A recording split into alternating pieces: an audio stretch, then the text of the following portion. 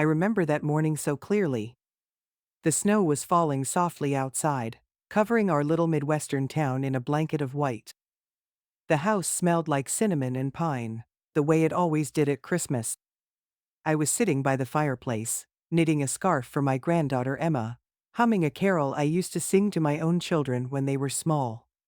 And then my daughter, Mary, walked in. Her hands were shaking. Her eyes were red. And without a word, she sat beside me and handed me a letter. "Mom," she whispered. "Please read this." I felt a strange tightness in my chest. I could feel something wasn't right. I opened the envelope slowly. The paper trembled in my hands. And as my eyes scanned the words, I felt my heart breaking quietly, painfully, like a mother's heart does when she sees the truth she never wanted to face. My name is Rose. I'm 76 years old, and I've lived in this house for more than 40 years. It's small, but filled with memories, birthdays, holidays, late night talks by the fireplace. I raised two children here, Mary and Joseph. Their father, my husband Harold, passed away 15 years ago. He was a kind man. He loved Christmas. He used to say it was a season of hope. After he died, the house felt too big, too quiet.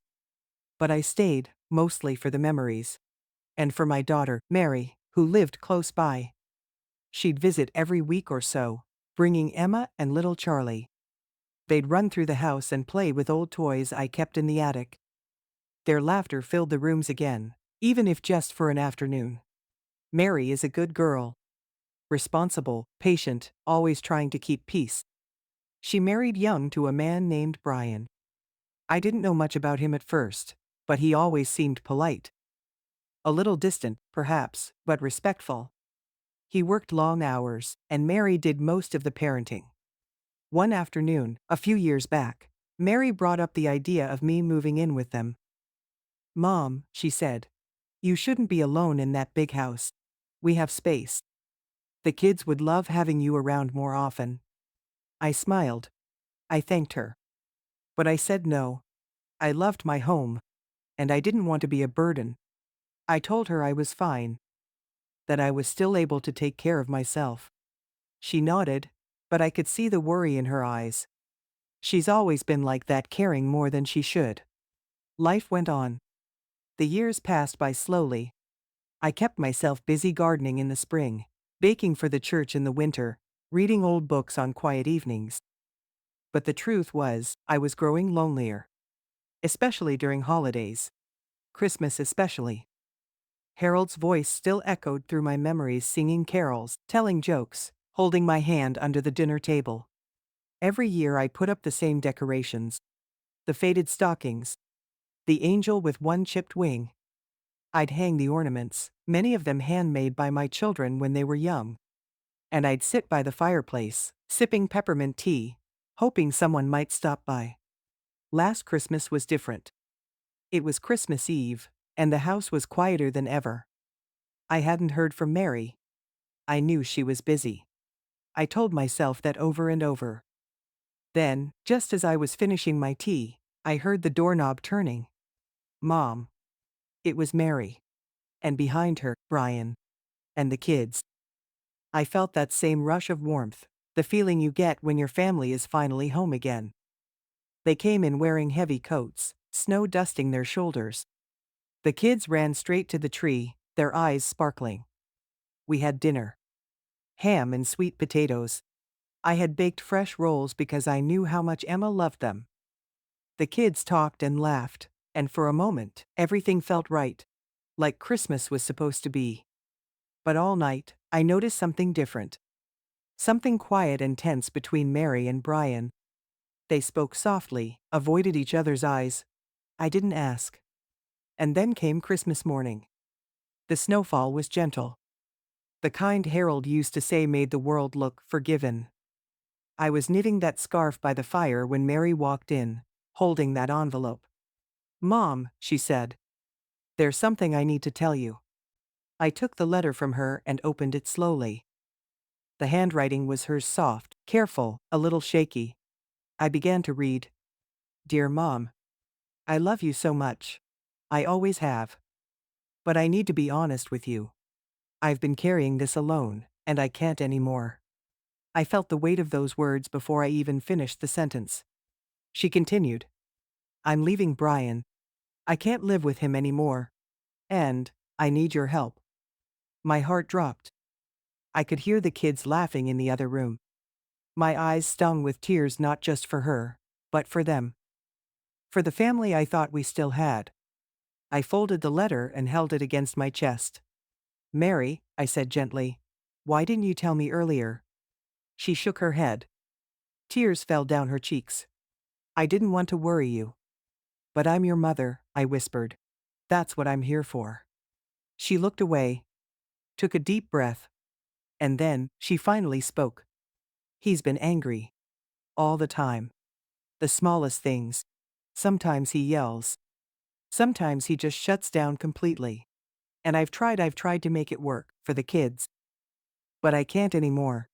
I don't want them to grow up like this. I reached for her hand. Mary, I said. You're not alone. You never were. What she told me next surprised me. She wasn't asking to move in. She was asking for something much harder. She wanted to move out. To start over. But she didn't have anywhere to go. No savings of her own. The job she had was part-time. And now, she was scared. Mom, I need a place to stay. Just for a while. Until I sort things out. My heart ached. But I nodded. You'll stay here, I said. You and the kids. For as long as you need. Her eyes filled with relief. She hugged me, and I held her close, whispering the words I wished I had said more often. You'll always have a home with me. Always. But when I looked into the living room, I saw Brian standing by the door. He wasn't shouting. He wasn't even angry. He just looked. Tired. Exhausted. Like a man who'd lost his way. Mary, he said, voice calm but hollow. Are we still going? She didn't answer. And he didn't stay. He walked out into the snow, not bothering to close the door behind him. And for a moment, I saw the cold rushing in the kind that doesn't just chill the skin, but the soul. That night was hard. Mary couldn't sleep. I heard her crying in the guest room. The kids were restless, asking where their daddy was. And I felt torn. Between the daughter I raised and the son-in-law I had tried to love like family. In the days that followed, the strain became heavier. Brian started calling. Sometimes he would yell. Sometimes he would beg. And Mary, she just grew quieter. The kids didn't understand. Emma drew pictures of stick-figure parents holding hands. Charlie kept asking when Daddy was coming back. I tried to be strong. I prayed at night. I whispered to the empty side of my bed, where Harold used to sleep. But I could feel something changing inside me. A quiet fear. A whisper of doubt. Was I too old to hold this family together? Was I losing them too? It was a Tuesday morning, maybe a week after Christmas. The sun was shining on the melted snow outside. Mary was in the kitchen, packing lunch for the kids. I was setting the table when the doorbell rang. Mom, Mary whispered. Don't answer it. But I already knew who it was. And I wasn't afraid. I opened the door, and there stood Brian. He looked tired, unshaven, eyes heavy with sleepless nights. Mrs. Parker, he said softly. Can I come in? I didn't answer. I stepped outside and closed the door behind me. The cold bit at my fingers. What do you want, Brian? I asked. He sighed, looking down at the ground. I need to see Mary. I need her to understand. I shook my head. She understands, Brian. More than you think. He looked up at me then, eyes full of something I didn't expect: regret. Not anger. Not bitterness. Just a man who knew he'd made mistakes. I love her, he said. I love the kids. I don't know how to fix this. I felt the old instinct rising: compassion. The kind mothers carry even for those who are not their own. You need help, Brian, I said gently. Real help. And you need to be honest with yourself, with Mary. And with those children. He took a breath, a long one. Then he nodded. It was slow, but he understood. I'll try, he whispered. I'm sorry. And with that, he turned and walked away. Not angrily, not defeated, just resigned. Like a man realizing that love alone isn't enough. I stood outside for a while, watching the world move on, and I realized something then, a truth I wish I had known earlier. Sometimes, it's not about fixing what's broken. It's about letting it break, so something new can grow. That evening, Mary hugged me harder than she ever had. She didn't say anything. She didn't need to. I knew. In the weeks that followed, Mary found a job. A full-time position at the library. She started counseling. She applied for an apartment not too far from here. Life didn't magically become easy. There were tough days. Nights when Charlie cried for his father. Moments when Mary felt overwhelmed. But little by little, we began to build something new. And I realized something too. I wasn't too old to support them. I wasn't a burden. I was still part of this family, and I still mattered. One evening, Emma came to sit beside me while I was knitting. "Grandma," she whispered. "Are you sad?" I smiled at her. "Sometimes," I said. "But it's okay. Sadness is like a rainstorm. It makes room for new flowers." She thought about it. Then she nodded and snuggled into my side. And I felt warmth I thought I'd lost returning again. Mary and Brian eventually worked out a parenting schedule. It wasn't perfect, but it was peaceful. And that was enough. PLZ, like and subscribe if you are loving it. This year, Christmas was different. Smaller, quieter, but full of something I hadn't felt in a long time: hope. Real hope. Not the kind you pretend to have for everyone else. The kind that takes root slowly, quietly. We sat together by the fireplace again, me, Mary, the kids. The stockings were hung. The angel with the chipped wing was still there, watching from the top of the tree. Mary handed me a small gift. A new letter.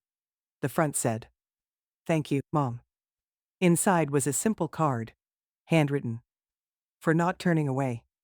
For believing in me when I didn't believe in myself. For being the safe place I needed. You're the reason I'm standing. Merry Christmas. I held her hand and smiled. My heart wasn't broken anymore. It had been broken open. And something new was growing inside it. Something stronger, softer, and full of grace. This is what I've learned. Love isn't just in the big gestures. It's in the quiet presence. The warm meal.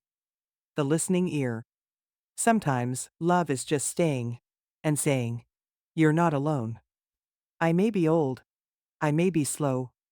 But I am still here. And that matters. Because no matter how broken life gets, love has a way of finding its way home. Always.